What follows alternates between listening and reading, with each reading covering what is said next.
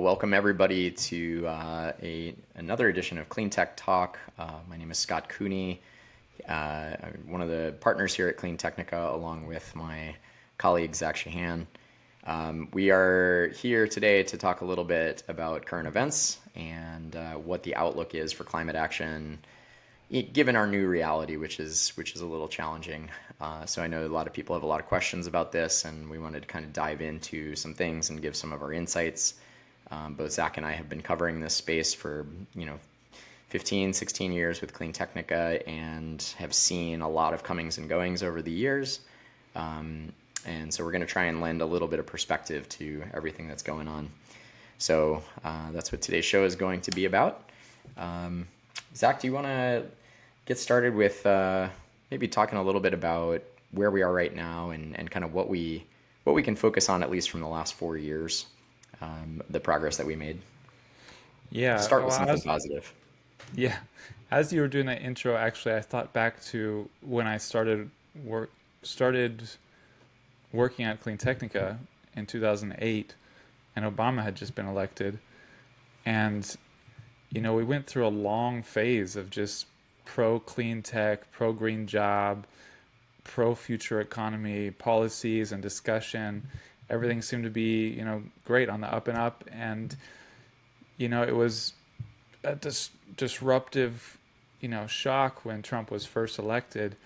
But all the stuff that Obama accomplished, it carried forward. It's one reason Tesla is still, Yeah. is alive today. It's so much solar momentum, solar policy, wind policy, EV policy was seeded and grew, and it didn't die just because Trump was elected the first time. Right. And similarly, we've had, to be honest, the ARRA, the American Recovery, And what was it? Reinvestment Act. Recovery and Reinvestment Act, was enormous, and I didn't think we would have anything bigger than it again, at least not in the foreseeable future. Biden came in, his career of living in D.C., working with in the Senate, in the Congress, he worked magic. It's legitimately, it's crazy what he accomplished. The Inflation Reduction Act of 2022 and the bipartisan infrastructure law and the CHIPS Act, these are the biggest manufacturing bills, policies, packages in the history of the country. This is is the Solar Energy Industries Association, SEIA, specifically said that, disconnecting it from clean tech, saying this is the biggest manufacturing legislation any president has ever passed. And it's 100% the case. I remember since the 90s when I was growing up, and there was all this concern about outsourcing manufacturing jobs, losing our manufacturing base. That was an issue from the 90s or up through up until that legislation, and it was always a complaint, and there was never a solution. And this reshoring of manufacturing jobs was both first of its kind. Basically, we never had to reshore before. We built up manufacturing base, but we never had to reshore. But it was dramatic reshoring of manufacturing and just enormous policy. And frankly, I don't think most of us, even the most optimistic of us, thought that Biden, with a slim majority in the House and Senate, would be able to get this stuff passed. So, Yeah. we have to appreciate what was accomplished, and no matter what happens, it's not all going to be taken away. It's not all going to be taken back. There's going to be a lot of momentum from that keeps going, and we'll get into the details of it a little bit. But I would just, we should take a moment to appreciate we accomplished so much, and it's really an amazing period of policy achievement that, sadly, as Trevor Noah recently said, we didn't give Biden credit for what he accomplished. And No. I think in the history books, if there, well, there won't be history books, but in the future, when we look back at U.S. history from far back, this will be seen as humongous legislation. And the biggest thing is that China has just been running away with these new energy markets, new energy industries. they've been incentivizing them for years or decades in some cases. They've been growing their competitiveness and their global positioning. And this was a significant kind of clawback of that power and that kind of economic momentum. So it put us back, maybe not on China's level, but at least in the same conversation. And we're going to lose some of that for sure. But maybe, yeah, maybe it's done just enough to make an enormous difference in the future of the country. I'll talk more about the future of these policies, but I'll leave it to you now for a big picture kind of look as well. Yeah, I mean it's interesting, and I think number one thing you said there is so critical. Like the IRA, many of us in this space didn't give it a snowball's chance in hell of passing.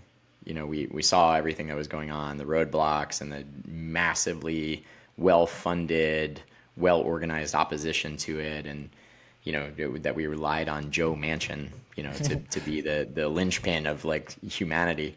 Was I really wanted to something. say Joe Manchin, and I was like, "Don't interrupt, don't interrupt, don't interrupt." And I was like, "Oh, boy, it is Joe Manchin." Yeah, really something. So it's crazy, and I give democracy some credit because I remember a lot of children showing up at Joe Manchin's office and their parents coming in and being like, "Yo, like, what are we gonna do for these kids? Are you literally going to block this piece of legislation that will do a lot to help these kids have a livable planet? Are you the man, the one person going to stand between this going or no going? Like, are you kidding?"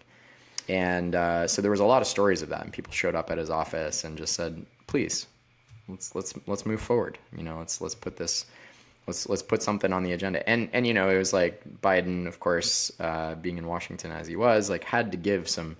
There was like a natural gas permit that Joe Manchin wanted for West Virginia, and it was just like this bargaining chip, and it's such BS politics, and it is what it is. And of course, Biden got a ton of criticism for allowing that natural gas permit, and it's just like, dude, you got to get stuff done. You can't make the perfect the enemy of the good. And it's an amazing accomplishment, the IRA, and obviously we've seen so much come from it. The one of the stats that I think is absolutely mind blowing is the installed capacity of solar generation in the world. And from the invention of the solar panel, which was 70 whatever years ago, to 2022, the world installed 1 terawatt of generation capacity in solar. And in the last 2 years, we installed 1.1 terawatts. So we more than doubled it in 2 years, which is insane. And so obviously it's a mature industry.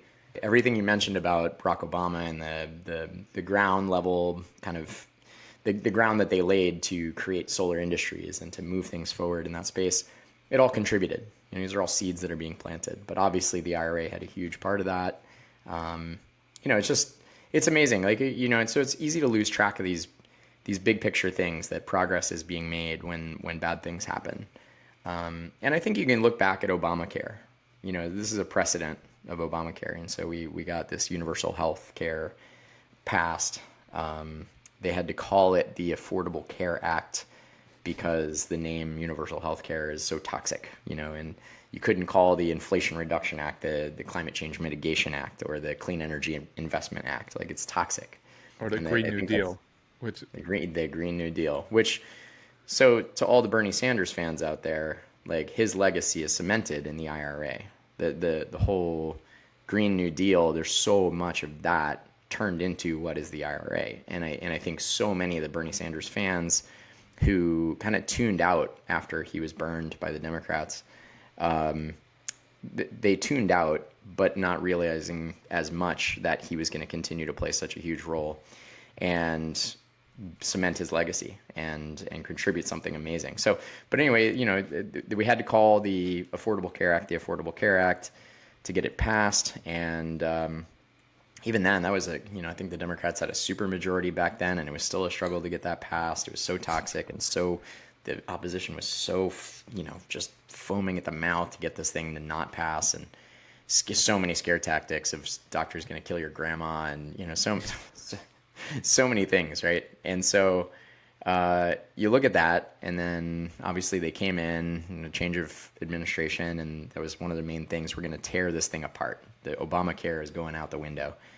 And of course it didn't, right? So they attacked it in a lot of different levels, and I'm sure they put administrators in places to make sure that things were botched and people had a negative viewpoint of Obamacare and that sort of thing. So they'll play any trickery that they can do. But in the long run, it's still there, and a lot of it has changed the game in terms of healthcare. And so I think you can look at that as a good precedent. So the bipartisan infrastructure law and the Inflation Reduction Act, I just get a sense, reading a lot of pundits and kind of thinking back over many, many years of watching this stuff happen, that I don't think it's going to be dismantled as much as people think it will. I think elements of it will probably disappear, but I think there's so many red states and districts that are benefiting from this green pork, And no matter what apocalyptic thing you may be thinking about, politics is still local and it's still politics. So pork for districts is gravy for congressmen. They're going to sop it up no matter what. They'll take all the credit for it. They'll be at the ribbon cutting ceremonies, whatever, even though they vehemently opposed it in every way that they could. But I don't think they're going to cut it as much as I think the Trump administration will want them to do. So there is that. Yeah. Yeah. There's a couple things there.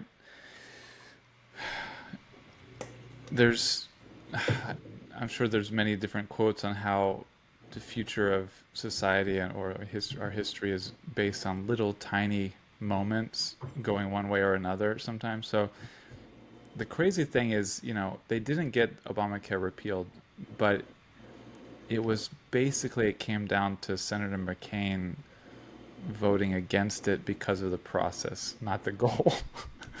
And so I completely agree with what you're saying, but then as you were talking, I'm like, yeah, but if McCain had just not been so like, I would say honorable in how he thought things should be done. Yeah. If he had just voted on what he wanted to be done, we would have lost it. But yeah, let's get jumping to the IRA, the bipartisan infrastructure law.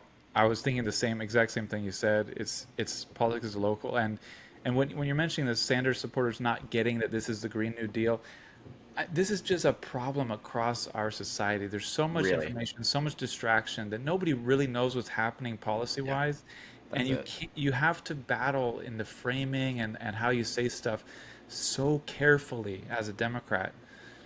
Like, they could all say this is the Green New Deal. It was the Green New Deal, but then you're going to get skewered in national politics. Like, it's going to be there, and the Republicans are just much better at like repeating and repeating and repeating an attack, even if it's ridiculous. And so it's to me, it's a little depressing, unfortunate that more people don't realize that we got the Green New Deal passed, and also that yeah, I mean, that Biden wasn't given more credit for what he achieved. Totally.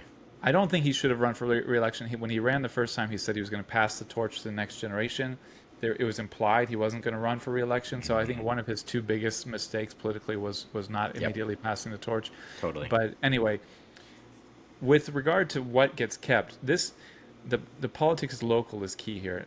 And one of our commenters on Clean Technica, highlighted maybe this was the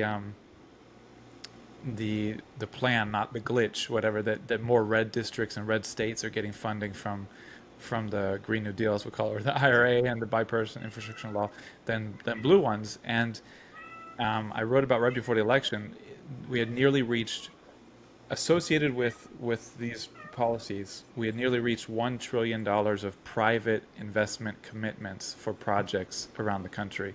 There's also the public investment commitments, like that's a separate thing.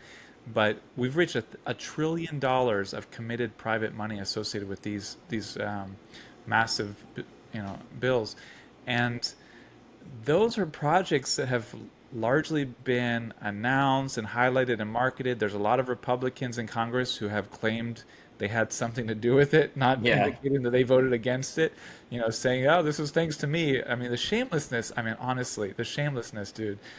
Oh my gosh, how do these people sleep? Honestly, it blows my mind.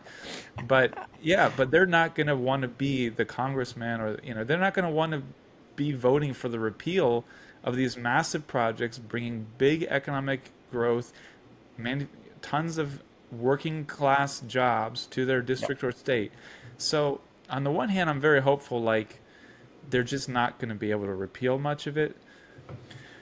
But on the other hand, I mean, they've proven me wrong over and over again on what level of idiocy they're willing to go forward with, and I mean, they shoot themselves in the foot repeatedly because they feel like that's what they have to do to bow to the great con man from Queens, you know? So it's like, I don't know how much they're willing, and more of the people who are willing to stand up and go against the grain and not treat Donald Trump like he's some kind of god. There's just fewer and fewer of them in power. So I don't know. I really don't know what's going to happen. But if I had to bet on it, I would bet that most of this stays in place because otherwise they're committing political suicide. So that's Yeah. the hopeful end. Right.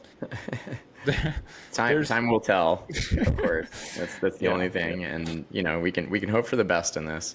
I I would. look at it. There's a bit of a go ahead. I was just gonna. I saw that trends skyrocketed on Google Trends for how can I change my vote after the election, and other like related like why am I stupid or something kind of searches like for voting for it's like so. And you see this man on the street interviews, like interviewing people about who they're going to vote for the next day after the election is over, or or who they, and it's just the level of just and I think what Trump has brought is he's revealed to so many in the political class that people are clueless. You don't have to follow all these rules and norms that you used to follow Yep. and get votes. You just have to outmarket your opponent and lie as much as you want.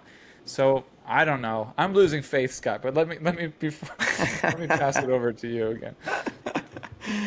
All right, well, I'll pick that up and run with it a little bit. So, yeah, I mean, democracy seems to have, eroded over time. There's no doubt about it. It seems, we've become very partisan. You can blame social media. You can blame Russia and their interference and manipulation and propaganda and so many things. So, I think the fundamental bottom line is that people have a lot more things drawing their attention now than they used to, and it just, I don't know that we're going to solve that anytime soon. It's every company needs your attention, so marketing dollars are going to continue to flow to trying to get your attention, and whatever gets your attention will continue to grow.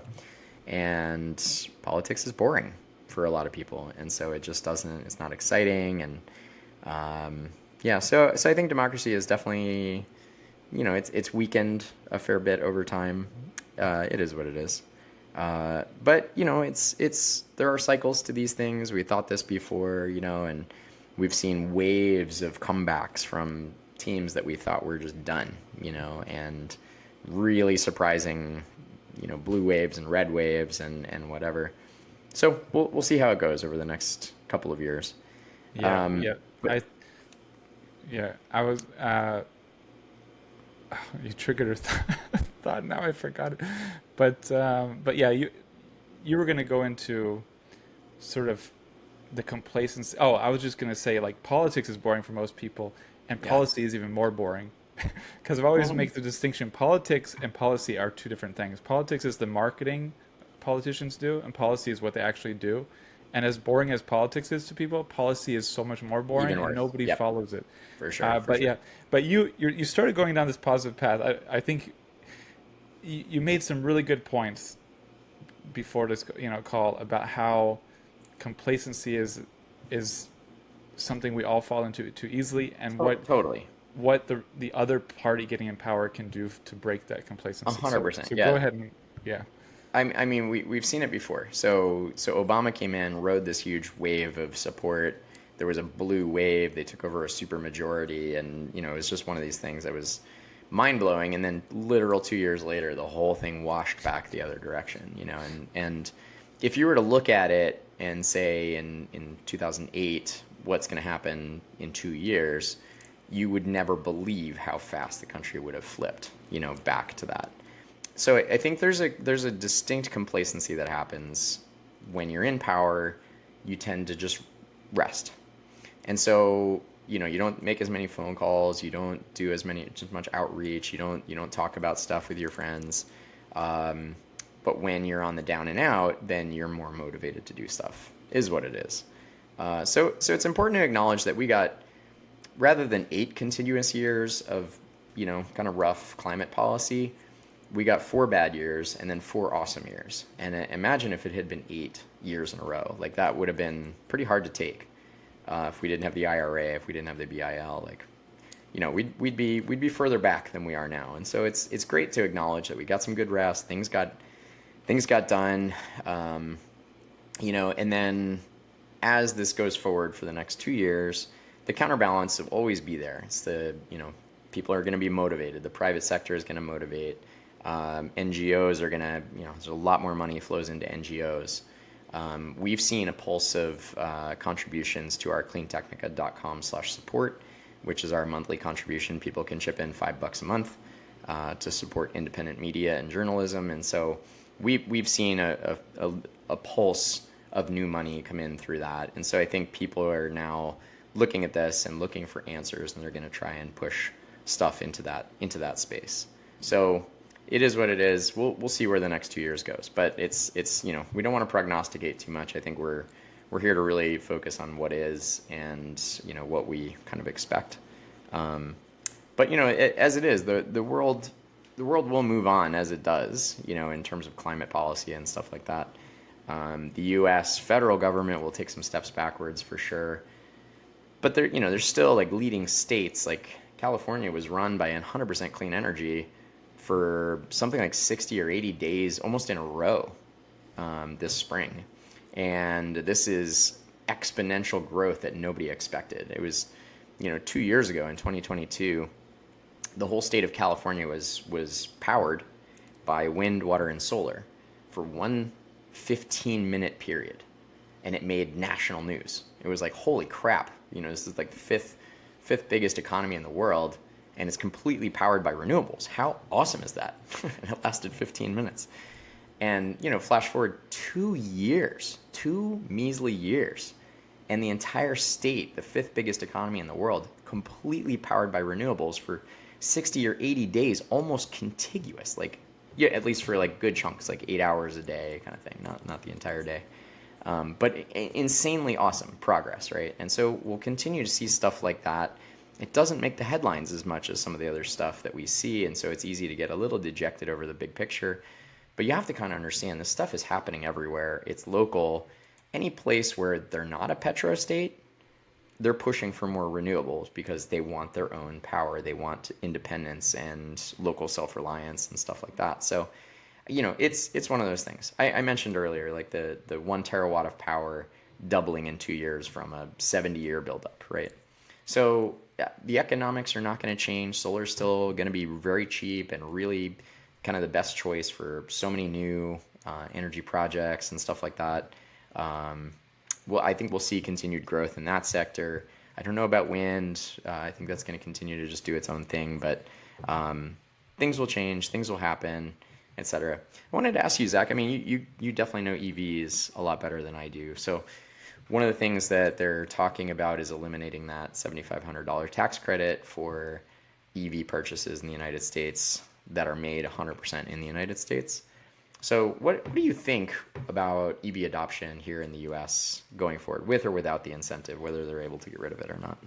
Yeah, well, one thing we talked about before with this kind of waves of complacency and pushback is whenever a president of a new part of a party, takes over from the other party, there's an enormous influx of donations to nonprofits that support human, in this case, like when Trump was first elected, that went to the ACLU or support human rights, support democracy or clean energy, Sierra Club, you mentioned, I think.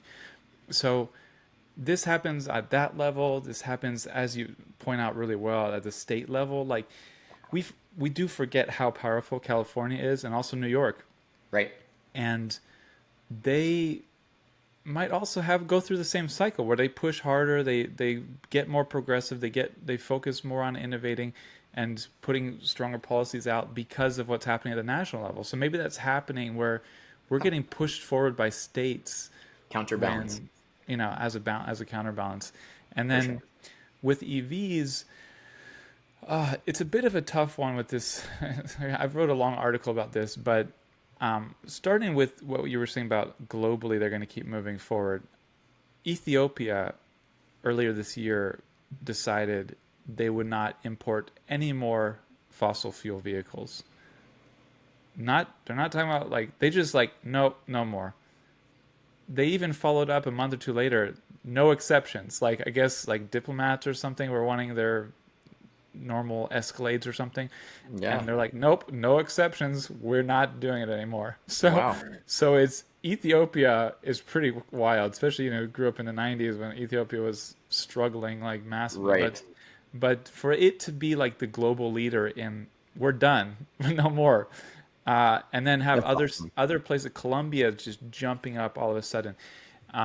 Other places, of course, Norway is like around 95% now EV sales of total auto sales. So it's happening around the world. The thing that's unfortunate for the US, and I don't know how much we were going to really stop this or change this, but China has been incentivizing the whole EV battery supply chain, the whole EV industry for many years now, seeing that this is the future. They have no benefit from sticking to a petrol-based world, an oil-based world, and that they wanted to be the leaders of this massive, oil, energy economy of the future. And they recently had 51% of new vehicle sales being plug-in vehicles. Is China. A quarter of new vehicle sales globally are plug-in vehicles now, largely because of China and Europe. But they're moving forward without us. And the thing that's happened, they've grown and grown and grown that market, the EV market within China. But as where and this year especially, we're getting to the point where the leaders in that market are are going global more and more. They're going into like every week we have a new. This week we had Neo and Xpeng were entering Nepal and Azerbaijan. Like they're entering market after market with these the best EVs on the planet. Frankly, they've surpassed Tesla for the most part in their innovation, and they're just leading. And the thing with what Biden passed was like an attempt to try to make the U.S. relevant again, to try to make the U.S. competitive again. Yeah. And we had some hope. If you really stimulate the U.S. EV economy, U.S. automakers can scale up, grow, and benefit from economies of scale so that they can be more competitive in Colombia and Ethiopia and Azerbaijan and Nepal, etc., as well. And it's a big task to try to compete with China, but that's what all of this was about. And we were making a lot of progress. Depending on how much they repeal, we're going to really fall back. And it's going to, I mean, we might have lost the competition. We might just be dwindling in our economic power and economic competitiveness globally. But we had the great case of BYD right before this. I published this article that BYD reached its 10 millionth new energy plug-in vehicle produced. That's in the 15 years that it's been producing them. The company was formed in 1995 with 20 employees. They now have 900,000 employees globally. We've Crazy. had great articles recently from a reader especially, that their R&D team is absolutely enormous. They have thousands. They focus so much on engineering and R&D, and they're so far ahead of us. And then we had the case of Xiaomi. I don't know how you pronounce it, but it's the second largest smartphone manufacturer in the world behind Samsung, Chinese company. They just entered plug-in vehicle market this year. Their first vehicle is selling 20,000 units a month now. There's few.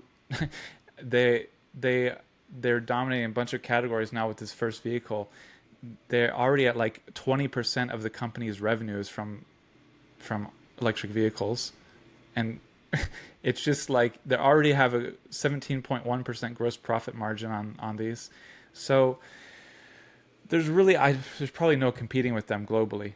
But Hmm. this was our effort to be competitive and to at least have some foot in the market, and Yeah. we're just going to get passed by. Xiaomi, Xpeng, Neo, and BYD especially are just going to dominate all these markets where the U.S. used to be like everybody used to look up to the U.S. for every kind of product. Um, and it's not only us, Toyota, Honda, they've fallen far behind as well. Yeah. It's kind of a complacency again that we were talking about, and a kind Yep. of entitlement that we should just be able to keep being on top. And it's just not going to be the case. But depending on how much they scale back U.S. production and sales, we're going to fall further and farther behind. And I don't really see a positive spin on that. Just thankful that other companies and countries are happy to lead the way. Yeah. True. And I mean, those numbers are kind of astounding. It's Yeah. the sheer volume that China can produce in such a short period of time, and the way they can ramp things up, and it's really a testament to something. I'm not sure what. Is it work ethic? Is it policy? Is it incentives? Is it just newness of the industry? Is it market share that was just sitting untapped, market demand? There's so many factors, but clearly you can't argue with that success. And I agree. I mean, Japan is gotten left behind. They just did not adapt and stay with the times. So Toyota and Honda are just kind of they're fading. And I think BYD is going to become the world's biggest automaker sometime this year or whatever next year. Yeah, one stat I forgot. So they've just reached 10 million vehicles produced. Last month, they hit 500,000 in 1 month. So Half a million in a month. at that rate it would take them 20 months to produce another 10 million.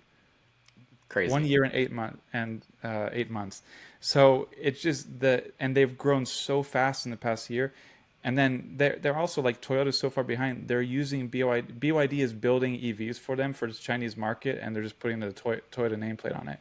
Like Amazing. anyway, so that's yeah, but it's mind blowing. I mean, we've one reader is very well informed on BYD and has contributed a few stories recently, and holy cow, it's been eye opening, even for me, and I've been following them for 15 years. That's So crazy. Right on. Well, let's pivot a little bit and let's talk a little bit about global treaties and such. Obviously, one of the big things, the Paris Agreement, was like one of the first things that Trump did in 2016 to leave that and tear up America's commitment to being part of the global solution towards climate. And I imagine that they'll be doing the same. One piece of news that I thought was very interesting that came out is that Exxon, whose CEO became the Secretary of Energy under the first Trump administration. No nepotism there. Exxon is asking the new administration to not withdraw from the climate talks, and it was such a head scratcher at first, but when it boils down to it, it kind of makes sense that if the U.S. leaves, it's basically a petrostate at this point. So if a petrostate leaves the climate talks, all the other countries won't have to try to negotiate with them. They will literally just go into renewables and do better, and then the market forces, economies of scale, as you were saying, will inevitably take over. It's just only a matter of time.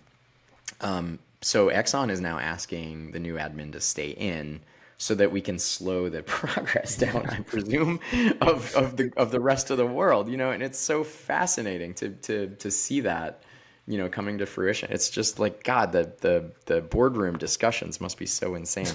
So it's one of these things. So I like to think of things in terms of like, if there's like a power struggle or a war or something like that, it's on some level it's a chess game.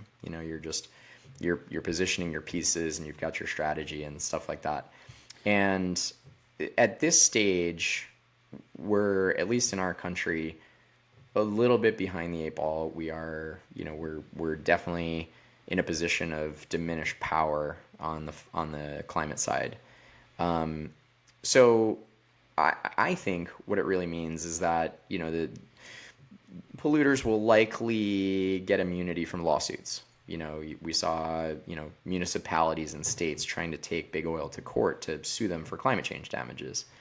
I imagine you'll see some immunity laws get passed that allow that to never happen again. And I think fundamentally, the fossil fuel industry doesn't want us to die. They don't want a planet to burn, right? They're not crazy. They're not stupid, right? They obviously see this happening. They just want to make sure that they don't lose a penny in the process, right? So I think my gut just says that what's going to shift now is a little bit of maybe they come to the table because they have the power and they know they're not going to get attacked with lawsuits and all this kind of stuff. And so they can actually come to the table and actually talk about solutions.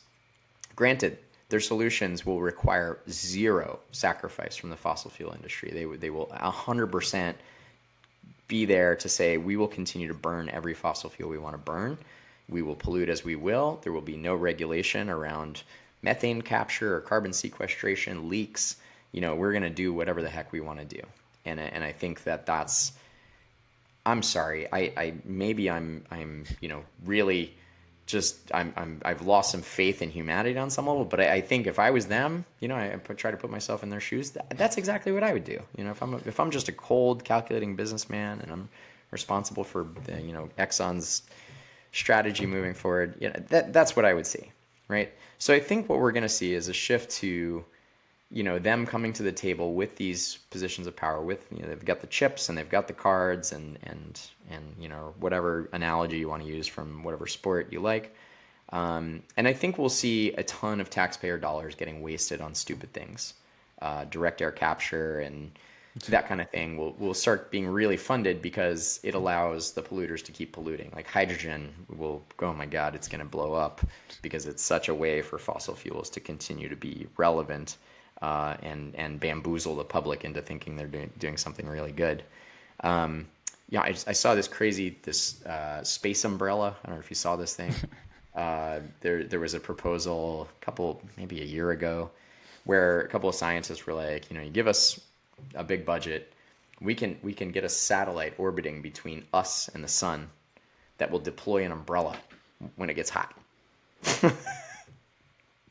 I mean, it's just the sheer, really, rather than just powering our planet with solar, like rather than having some energy efficiency practical laws passed, whatever. So I think that's kind of what I'm seeing. I don't know if you have any take on that, but I really do want to continue to have a shred of faith in humanity and say that the people in the boardroom at these big fossil players, they have kids too. They want to live on this planet. They don't want to see the place burned to the ground, right? I think. Yeah, my feeling on that is they've convinced themselves it's not going to be as bad as people say.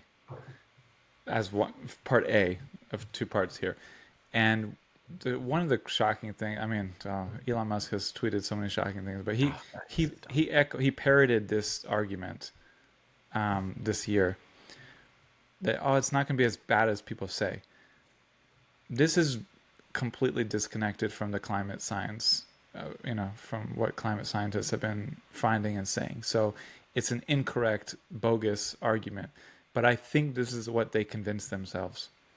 And even when it even has convinced someone like Elon Musk, who used to talk about how threatening climate change was, you can see how it just infiltrates these people's minds. Gives it's like brainworms, or they like to say this woke mind virus. It's like sleep mind virus. Maybe they're like asleep to what's actually happening, and I think that's a big part of it. And then part B is this has been going on for decades. I mean, this is as long as I've been in this field, studying climate change since I was a teenager.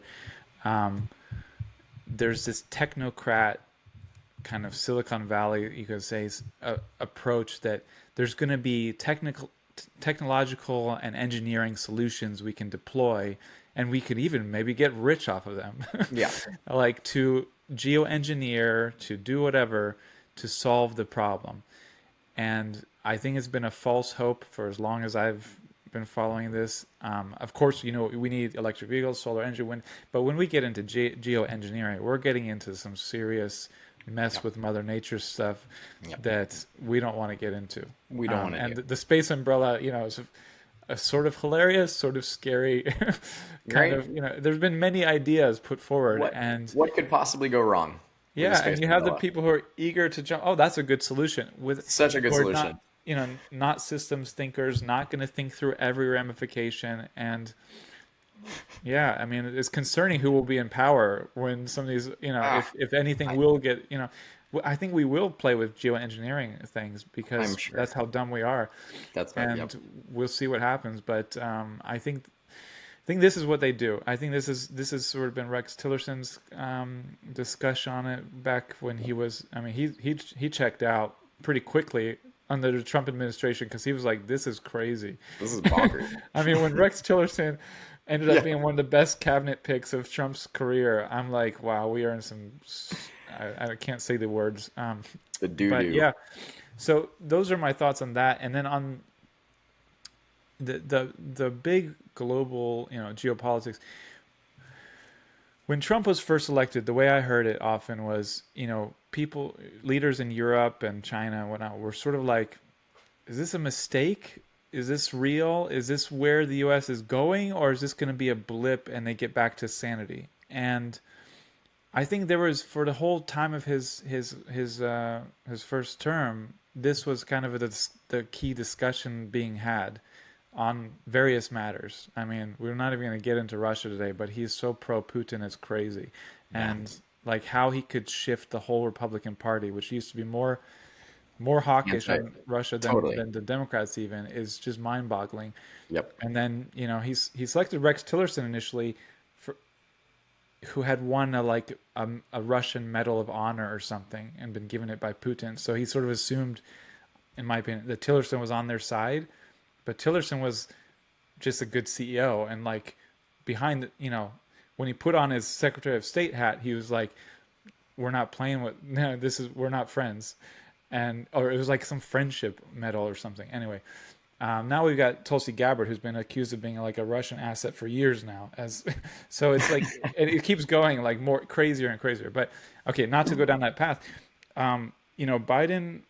Uh, Biden came and sort of, I think, reset. Okay, are we back on track with the U.S.? With this second Trump election, I don't think there's any discussion or question anymore. I think the world is going to say, okay, the U.S. is lost. We can't rely on them for anything, but especially climate discussions and discussions around Russia and dictatorships around the world, really. So I think they're going to leave us behind.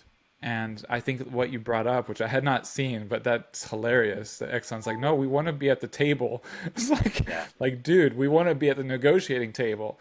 I think that's sort of just shows like they know we're going to be left behind.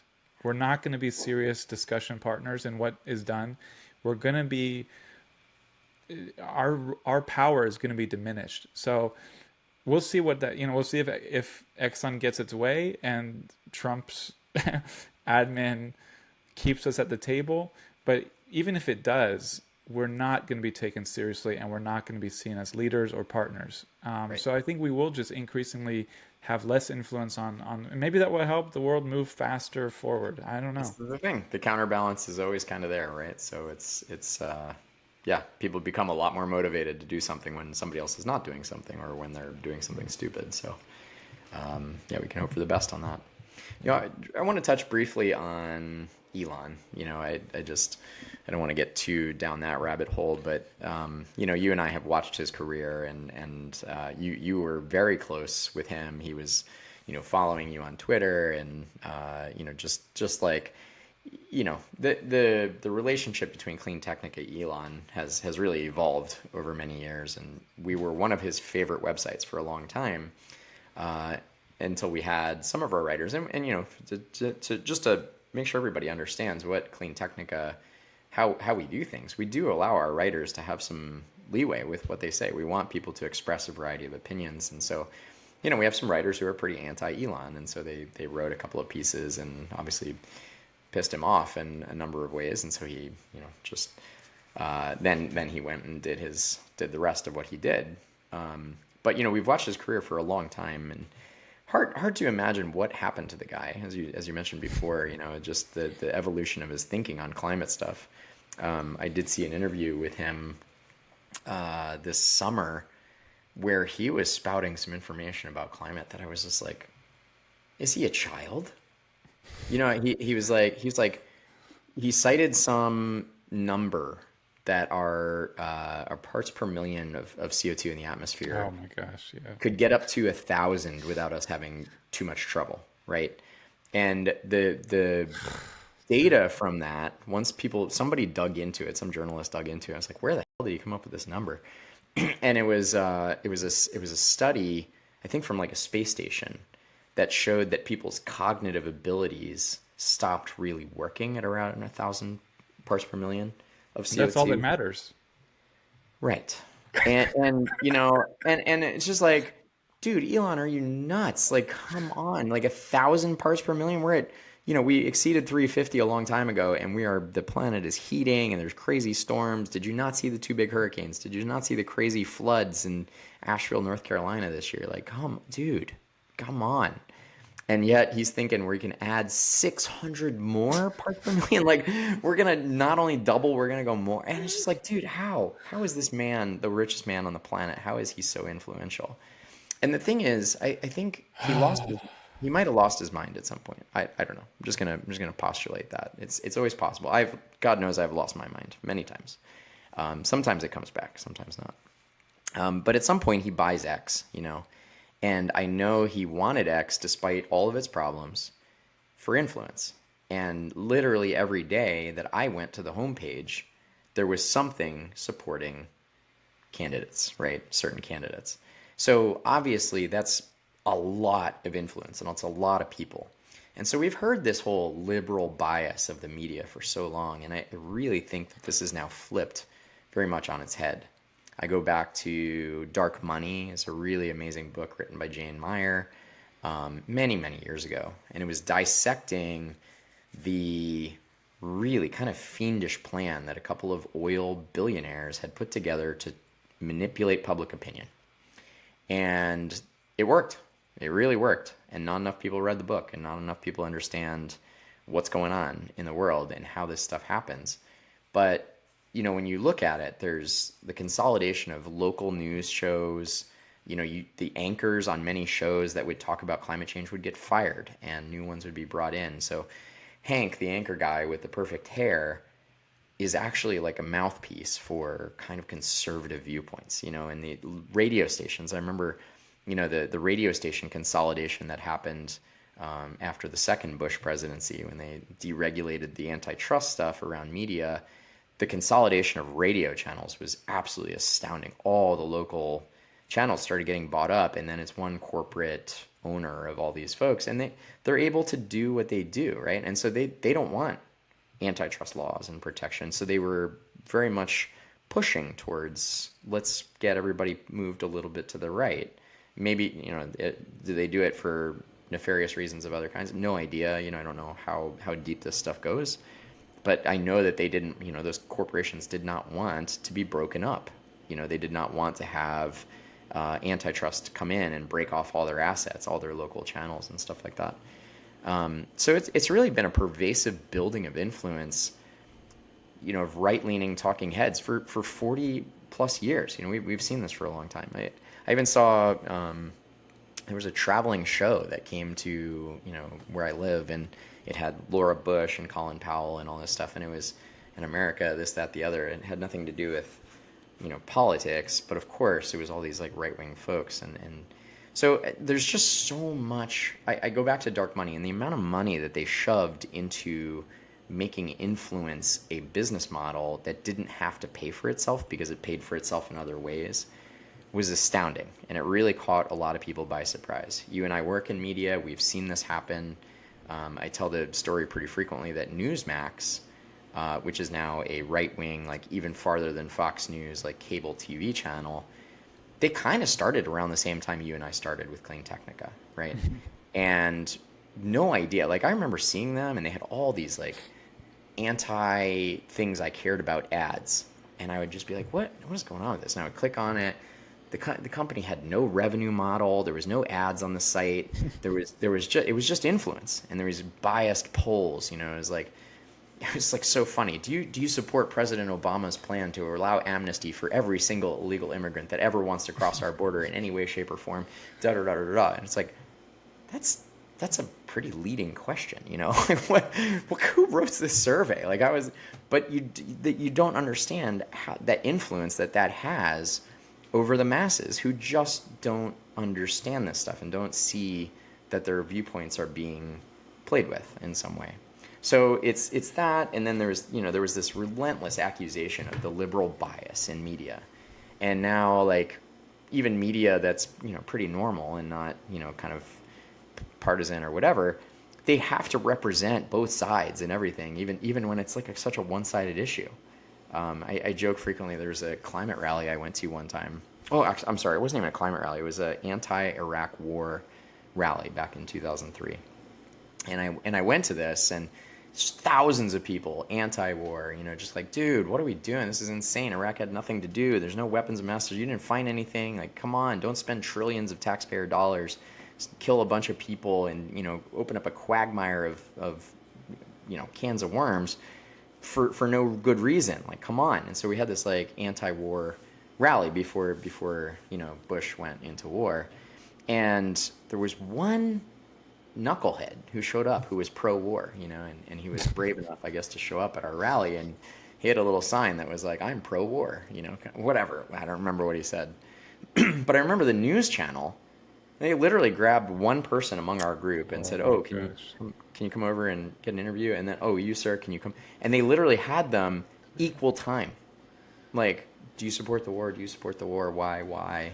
Thank you for your time. Like, that was it. I was like, and that was it. They didn't cover the fact there were thousands of people like going, dude, this is insanely stupid, like whatever.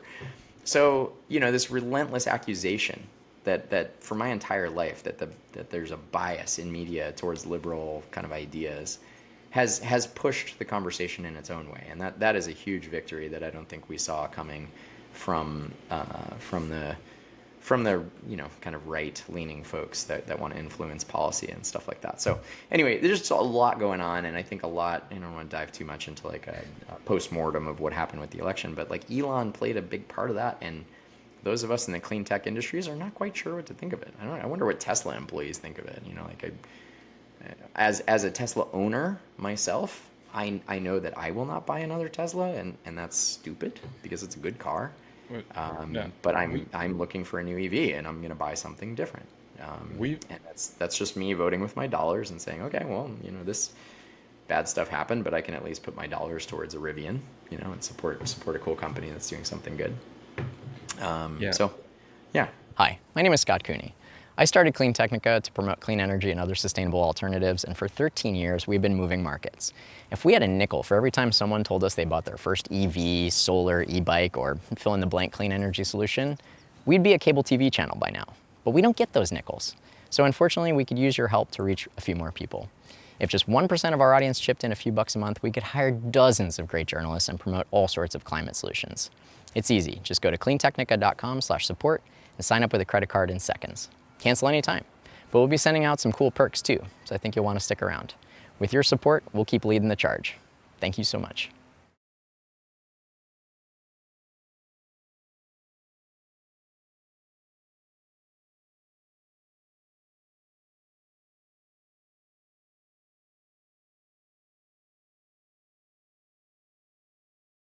We've had a lot of readers who have, some cases, had like 7 Teslas, say they'll never buy one again.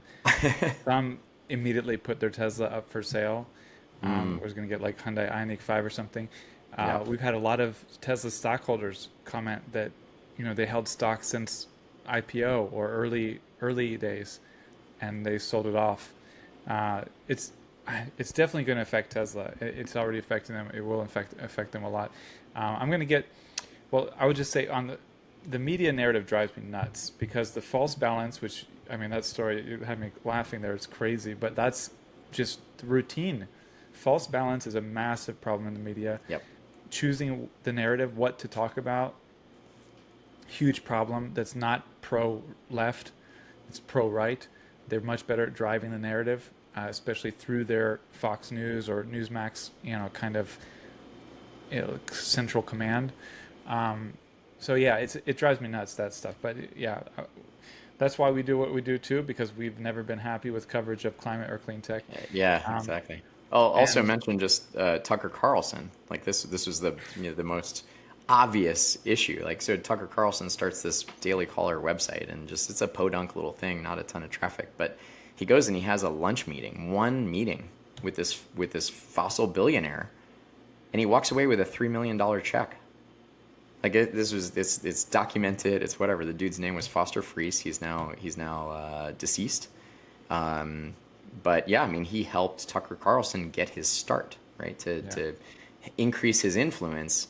This dude, Foster Friess, owned a bunch of coal reserves, right, in Wyoming. That was a mass part of his wealth, was these reserves of coal that if we didn't dig up and burn, he just lost that money, right? And so for him, it was an investment in continuing to burn coal to support Tucker Carlson and his media career, who then went on, of course, to become one of the biggest climate denialists out there. And so, it cannot get more clear than yeah. that. It's like so obvious. And Foster Friess did not give a one whatever about getting that money back. That $3 million was like a gift so that he'd burn more coal.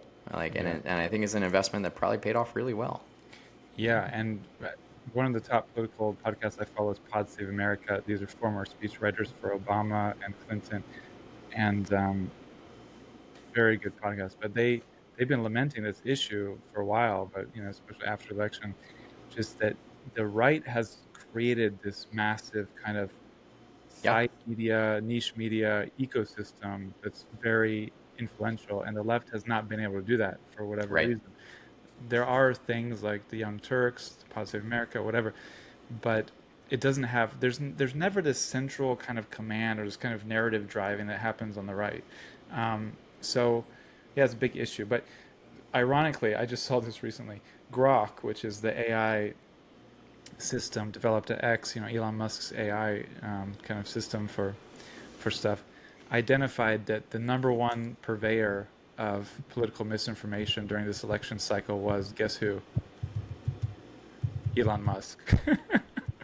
So his own, it's just the irony, but the pain also. I just, So I just, I can't. so I want to go through real briefly. I could write a book on this, but I never will because it would make me nauseous. Um, Elon Musk. The first time he tweeted one of my articles was maybe 10 or 11 years ago. I don't know, but he increasingly got more and more active on social media, and that included tweeting our articles, responding to them, or retweeting them hundreds of times. He direct messaged me numerous times on Twitter at the time. So we had many DM conversations. It is sort of funny, the after hundreds, this sort of shows how he is, because I've heard this kind of story with a lot of people who worked with him or for him. After supporting our work so many times, being like, considering us the best media outlet Yeah, for this topic, we had one story about full self-driving from one of our writers that I didn't really agree with at the time. Ended up being, she was more on than I was on how that would go. It was critical of full self-driving, this full self-driving system. And I mean, Elon Musk has been saying for like 7 years that like next year we're going to have robotaxi capable Teslas. yeah, So he's been wrong.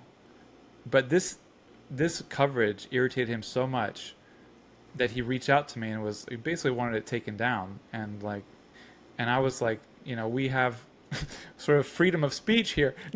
No, we have different opinions. We have a media policy that sort of, lets, as long as it's logical, not blatantly false or something, we allow people to put forward different opinions on clean tech matters. He didn't like that. Apparently he wasn't so freedom of speech at the time that happened. We also had writer write about specific DEI, diversity, equity, inclusion policies because right. there had been some issues at Tesla with this Yep. that no one seemed to come out of the blue. Like Tesla had great DEI policies, it's a progressive California company. It was. He didn't like that as well, and it seemed to be like he unfollowed us and he followed us back like a month later, and then a few months later unfollowed us again. But it seemed to be just those kind of articles, a few of them it seems like, that irritated him so much. And he's got this kind of dictatorial kind of mindset. You hear this over and over with people who worked for him. It's like Yeah. his way or the highway. He's Yep. always right. He doesn't want backtalk or any kind of dissent. And it's really crazy that we're having a policy of having multiple viewpoints, and after hundreds of tweets supporting us, that's just too much for him. So Right. it's quite Right. it's so ironic. But I will give Yeah. a quick rundown. I'm not going to write a book here, but I follow him so closely. I feel like I know him so well. In my opinion, this is kind of the bullet point list of like what happened. Uh, Maybe we'll clip this as a short, but he was always punching up. Even as a kid, he was bullied constantly. He was almost beaten to death, knocked down the stairs by bullies. He had a very hard childhood, and he was always punching up after that. And in Tesla at SpaceX, he was constantly punching up. He was fighting the big legacy automakers. It was a massive, David and Goliath battle. Yep. And the sad thing is the bullied often becomes the bully. And I noticed as soon as Tesla became profitable, once they hit mass production of the Model 3, they became profitable. He thought they would never go unprofitable again. They've been just raking in the dough. As soon as that happened, he started punching down. And I was concerned about it at the beginning. I was like, okay, you punched up your whole life, but you should have the sense, the compassion, humanity to not punch down. And he would punch down at the smallest people, and he would like sick his fans on them. And it was disturbing and concerning. And it happened more and more. He got sick of the media pressure. I do think there's a mental aspect where he got so much pressure from trying to help Tesla survive for years, so much lack of sleep, so much stress, that he couldn't handle it anymore. I think it did flip some switches in his brain, and he got rid of his media team. Tesla hasn't had a media team in years. They have no PR team to respond to things. They had a brief blip where they would respond to some coverage that was false or misleading by sending cease and desist, sending high-paid lawyers after even huge Tesla fans on Teslarati and pro Tesla YouTube channels. I was like, this is your PR approach now, to threaten them with lawsuits, even your biggest fans? It was nuts, But that was the kind of flip switch. The stress got to him. It was too much, and he went way in the I have no what's the word? He had no sense of like contain myself. I'm forgetting the obvious words for this, but he just stopped containing any kind of response, and just whatever he felt, that's what it was, and just going after people, punching down constantly. And there were concerns early like there have been concerns like with his level of knowledge of some things that shocked me. Like he didn't understand the link between beef, and climate change. And he said he had some argument he put on Twitter once where he was like, this has no effect on climate change. I'm like, dude, you don't like there's a ton of climate science around this that explains what is happening and why it's one of the biggest factors to global heating. But he just came up with a theory that maybe because he liked eating hamburgers, I don't know why, but like of why had no effect on climate change. And it's like, you're completely wrong. Like, just consult one climate scientist who knows anything about this. But then he couldn't understand the concept of induced demand, which is a very established common principle known in city planning. I went to grad school for city planning, top school in the country for the program at the time, University of North Carolina, Chapel Hill. This was just a basic concept you learn about. You learn about all the research that it proves it. And it's been established for decades. That was 2 decades ago that I went to grad school for this. Can you explain it for those of us who don't know what induced demand is? Yeah, sure. But he said it didn't make any sense. It had no sense. It didn't make any sense at all. He couldn't understand the concept. The idea is that if you build more lanes and build more roads, you will encourage more traffic.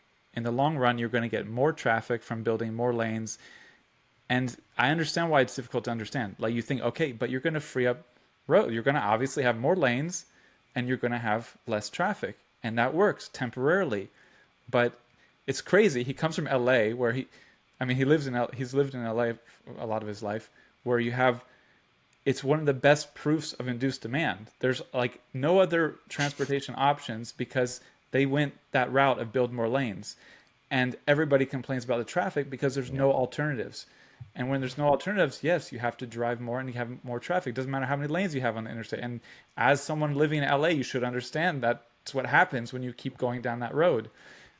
So what city planners have been doing for ages is trying to not continue to induce demand by building out better alternatives, by making it less easy to drive in places so that you have biking or transit or other options.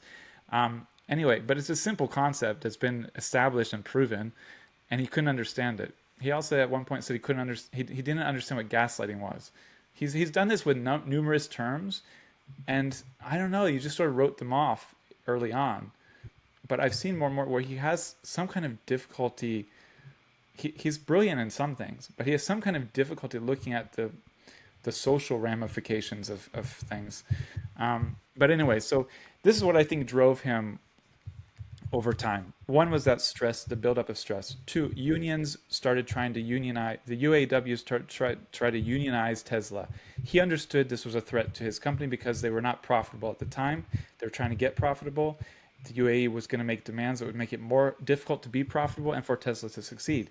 So he got convicted actually of union busting, like convicted. And then, so he had this battle with unions, the left associated with unions, pro-union, pro-worker. He had some issues with environmentalists going after Tesla, specifically for their paint shop and certain emissions. They were certain regulations they were continually not complying with in California. California obviously has more regulations than most places. He got fed up with working with environmentalists, saying, like, trying to make the point, look, we're doing net positive, building more EVs. Stop going after me. And maybe not distinguishing, okay, but you can still try to follow the law on paint shop emissions or whatever. You have to find some other solution. The problem is that was a very tricky, difficult issue for Tesla that he couldn't just easily solve. So anyway, but one environmental case after another, I think, just sort of grated on him.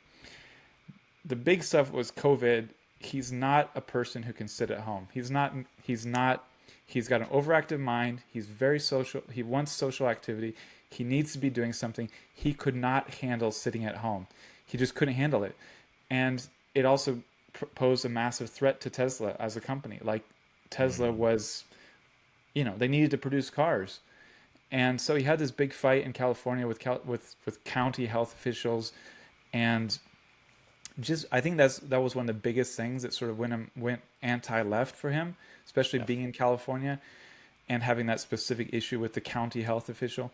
And I mean, he was like a few days away or a week away from getting approval to go back to normal production or something, and he just lost it. And one of the things that jumped out to me was when January 6th insurrection attempt, happened, he tweeted something like, "That's what happens when you leave people locked up for months." Like, I was like, what? Like, are you kidding me?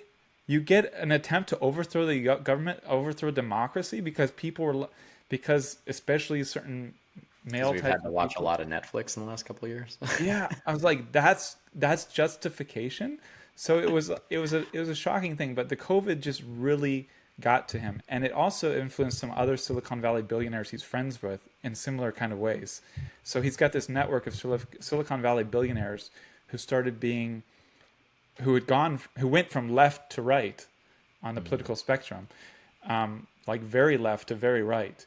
So I think the COVID era was a big part of that. He's got I think 11 or 12 kids now. One of the people he's got 2 or 3 kids with is Grimes, is very young, very left, like extreme left singer. I don't know a lot about her, but she's as left as you get from what I understand. my impression, seeing it happen sort of, secondhand, it seems like he had a lot of debates with her about communism versus capitalism, which, like, no one's seriously promoting communism in the Democratic Party. But yeah, there are some extreme left people who do.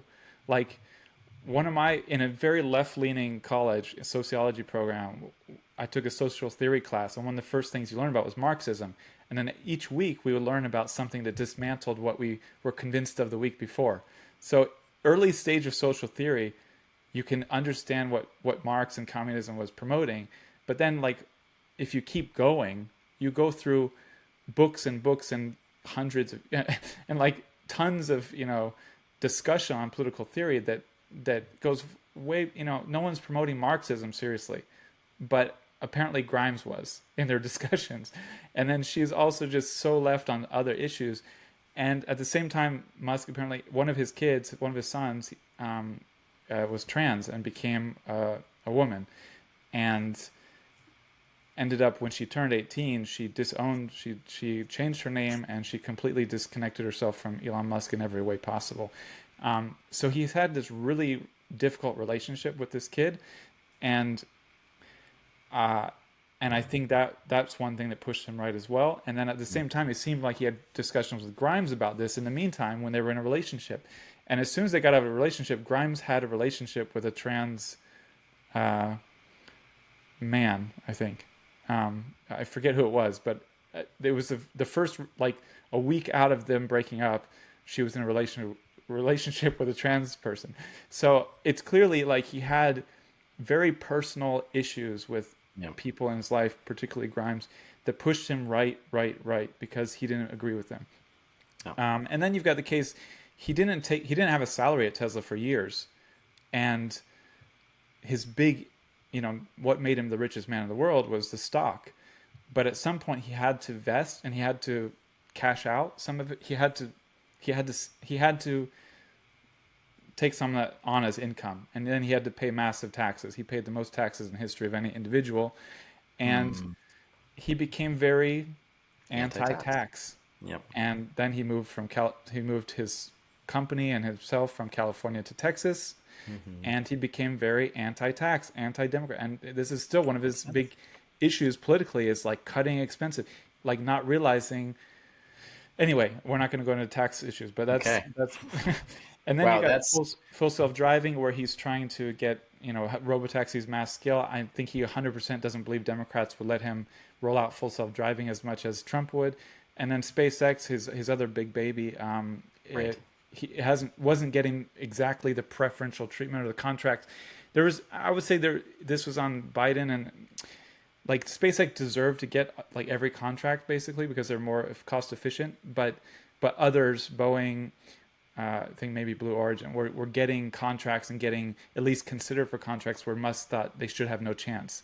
So I think this also is a big part of why he became pro-Trump, pro-Republican. There's one specific California politician he argued with that you just extrapolate too much arguing with one extreme politician. And then there's the case of Biden snubbing him and talking about GM Mary Barra being a leader on EVs. This is the second big political mistake I think Biden made. If you just kiss up to Musk, he's the kind of person who will appreciate that and change so many of his opinions on something. Trump did it. Biden didn't. Biden lost all of these followers who would do whatever Musk says. So that's a long. I said I could write a book on it. I guarantee you it could be a lot longer than that. I tried to keep it short, but I mean that's, in my opinion, what happened. And I even have specific articles I wrote that he responded to along some of those narratives that I felt shame, like I was counterproductive at times, trying to get people to see each other's point of view and then just making things worse. So I don't know, but yeah, I think that's what happened to him.